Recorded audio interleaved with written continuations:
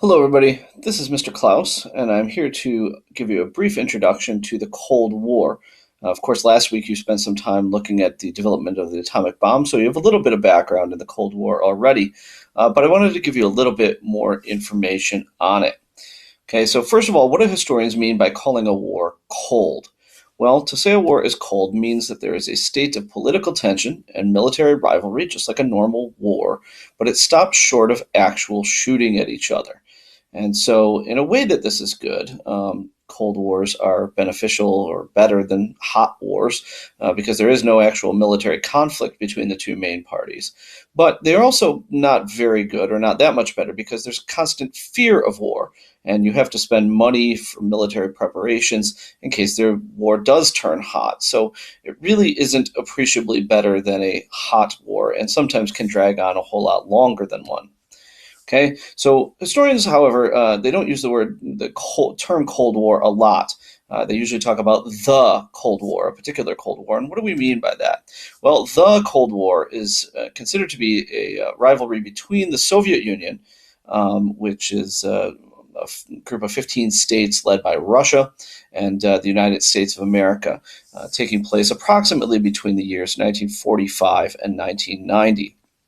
Okay, when and why did the Cold War begin? Well, the Cold War began almost as soon as World War II was over. In fact, in some ways, it overlaps World War II a little bit. As you know, the Soviet Union and the United States, along with Britain and others, had been on the Allied side together during the Second World War.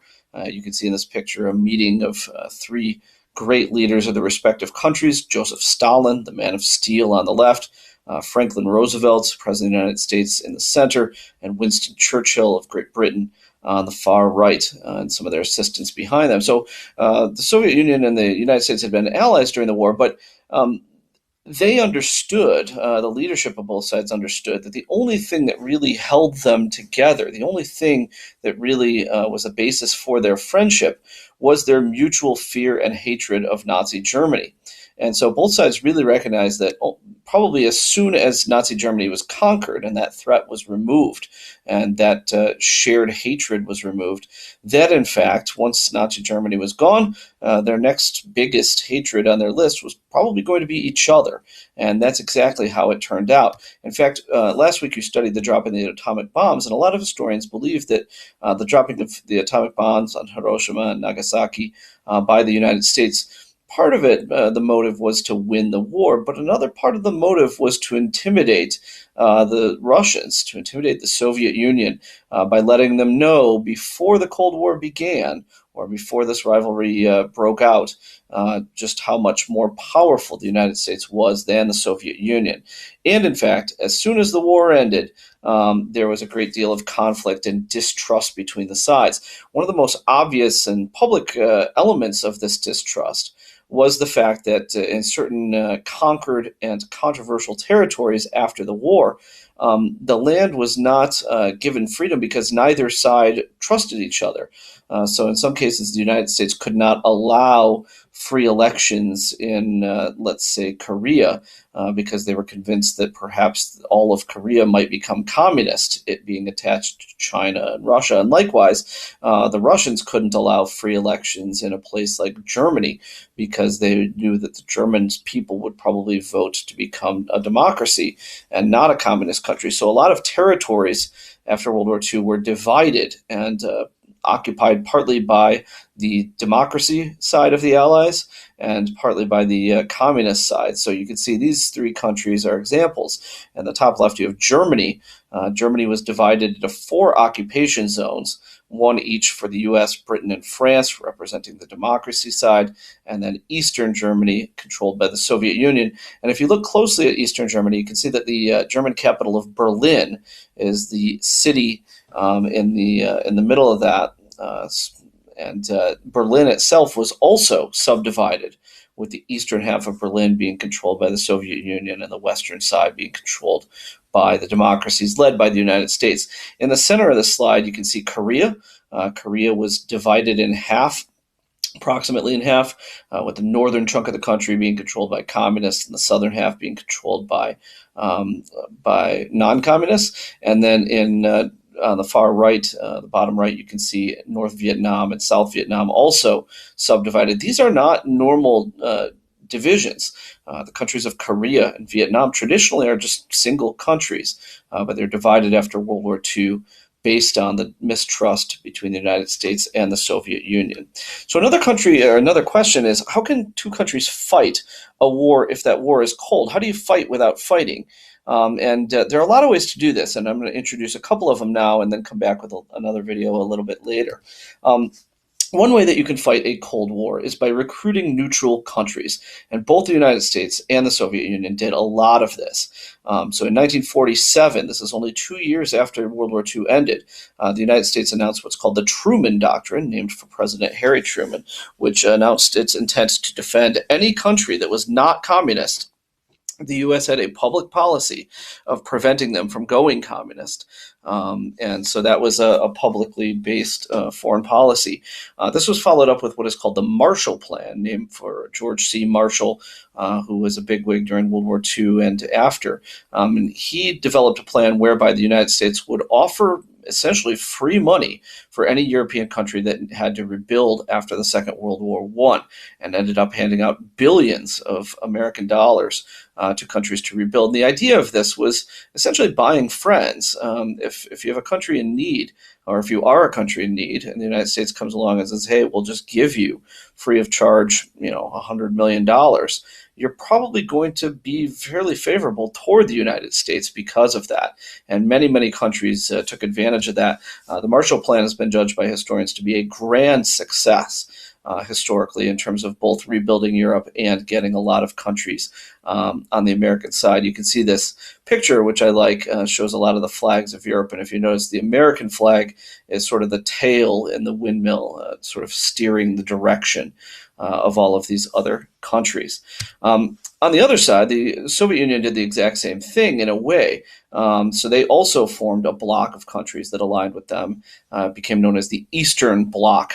Almost all of them border the United States: East Germany, Bulgaria, Romania, Poland, Hungary, Czechoslovakia.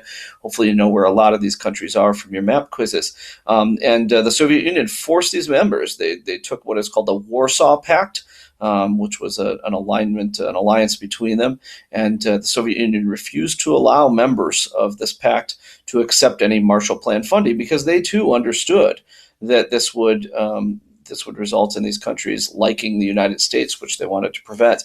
Ultimately, so here's a picture of the Eastern Bloc countries in Europe, and ultimately almost the entire world had to, in some ways, align itself with the United States or with the Soviet Union. If you look at this map, you've got basically the democracies are in dark blue and the communist countries are in dark red, and then the light blue and the light red or pink, these are other countries close to the respective countries, the leaders of these two Eastern and Western blocs. You can see that the gray signifies non-aligned countries, countries that basically remain neutral from the U.S. and the Soviet Union. You can see there's not very many of them, and there's especially not very many of them that are historically powerful nations, mostly countries that the U.S. and the Soviet Union did not feel were terribly important to them. Another way to fight a Cold War is by taunting, by putting on a show and seeing what the other side will do. So one example of this, a famous example of this, is called the Berlin Blockade. So if you remember, I told you a few minutes ago how the city of Berlin was divided between the Russians and the Americans, but the entire city was actually in the middle of the eastern half of Germany, so in the middle of Russian territory. So Berlin itself was surrounded by Russian-controlled territory. And so what the Soviet Union decided to do was simply block access, road access, from the western half of Berlin, which was controlled by the United States, just to see what the U.S. would do. They thought perhaps the U.S. would back off and simply forfeit West Berlin, which would be a very public statement that the United States was unable to control or support their allies, and would be kind of a win for the Soviet Union. The United States understood this too, and the U.S. government was not about to let this happen, and so they launched what is called the Berlin Airlift, and they put together airplanes who round the clock, basically on average, one plane every 30 seconds took off from Western Germany, flew over East Germany, and dropped supplies into West Berlin. And this went on for months and months. So you can see from this picture the air flight paths. You see Berlin is here, the black part being West Berlin, the democracy side, and the red half being being the communist side, and all surrounded by this red communist territory. And the Air Force flew giant bombers full of supplies over East Germany, dropped them into West Berlin, and flew back. And the Russians did not want to start a war, so they didn't shoot down any of these planes. It was incredibly costly, expensive for the United States to do this, but they knew it was important to publicly support their allies and show that they could stand up for their friends. And so the Berlin blockade was unsuccessful for the Russians. The Berlin airlift was successful for the United States. Another way to fight a Cold War, or at least to sort of keep it cold, is that you can fight wars, and wars were fought in this period, but they were never fought between the two main parties. But you can fight against your enemy's allies. And so we don't have, at any point during 1945 to 1990, we never have American soldiers on a battlefield shooting bullets at Russian soldiers. But we do have a lot of American soldiers fighting other communists, and we even have some of Russian soldiers fighting other non-communists. A later example, for instance, would be the Soviet Union's invasion of Afghanistan in an effort to spread communism there. And Afghanistan was backed by the United States. But the two most important hot wars of this period involve the divided countries of Korea and Vietnam. In both cases, the countries were divided after World War II, with the northern half being the communist half and the southern half being a non-communist half. And in both cases, the United States jumped into wars in these places to defend the southern half from coming under communist control. So in the Korean War, the United States defended South Korea against the communists in North Korea, who were also helped by communist Chinese. And then in the Vietnam War, which started actually many decades earlier with French control and later Japanese control, but the Vietnam War lasted many years, and in this case, the United States defended South Vietnam against communist North Vietnam. So I'm gonna pause here, and we're gonna have you take a closer look at these two hot wars of the Cold War period.